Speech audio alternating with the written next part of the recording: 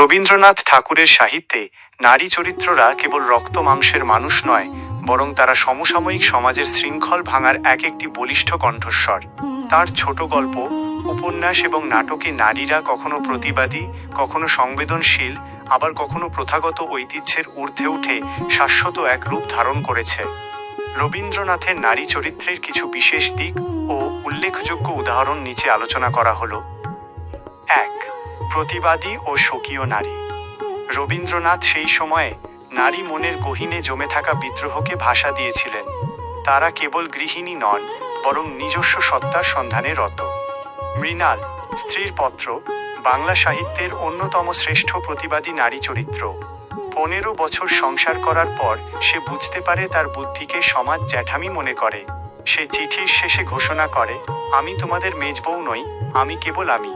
বিনোদিনী, চোখের বালি, বিধবা হলেও তার মধ্যে আকাঙ্ক্ষা, ঈর্ষা এবং বুদ্ধির কোনো কমতি ছিল না। সে যুগের বিধবাদের জন্য নির্ধারিত নিয়মের বেড়াজাল সে অস্বীকার করেছিল। 2. আধুনিক ও বুদ্ধিমতী নারী। তার শেষ দিকের উপন্যাসগুলোতে নারীরা অনেক বেশি আধুনিক এবং মননশীল। লাবণ্য শেষের কবিতা, লাবণ্য বিদুষী এবং আত্মমর্যাদা সম্পন্ন। সে ভালোবাসাকে হৃদয়ে ধারণ করলেও প্রাত্যহিক জীবনের একঘেয়েমির মধ্যে তাকে মলিন হতে দিতে চায়নি। তার কাছে ভালোবাসা ছিল আধ্যাত্মিক এবং বৌদ্ধিক। বিমলা, ঘরে বাইরে, অন্তঃপুর থেকে বাইরে বের হয়ে আসা এক নারী। সে রাজনৈতিক সংঘাত এবং মোহের মধ্যে পড়ে নিজের ত্রুটি সংশোধন করতে শেখে। বিমলা চরিত্রটি নারীর ঘর ও বাইরের জগতের টানাপোড়েনের এক নিখুঁত প্রতিচ্ছবি। 3. মমতাময়ী ও ত্যাগের প্রতিমূর্তি। আনন্দময়ী, গোড়া। আনন্দময়ী চরিত্রের মাধ্যমে রবীন্দ্রনাথ ধর্মের গোঁড়ামির ঊর্ধ্বে মাতৃত্বকে স্থান দিয়েছেন। গোরা তার নিজের সন্তান না হওয়া সত্ত্বেও এবং ভিন্ন ধর্মের হওয়া সত্ত্বেও তিনি পরম স্নেহে তাকে বড় করেছেন। তার কাছে ধর্ম নয়, মানুষই বড়। নিরুপমা, দে না পাওনা, যৌতুক প্রথার নির্মম শিকার এক কিশোরী, যে নিজের আত্মমর্যাদার জন্য নীরবে প্রাণ দিয়েছে।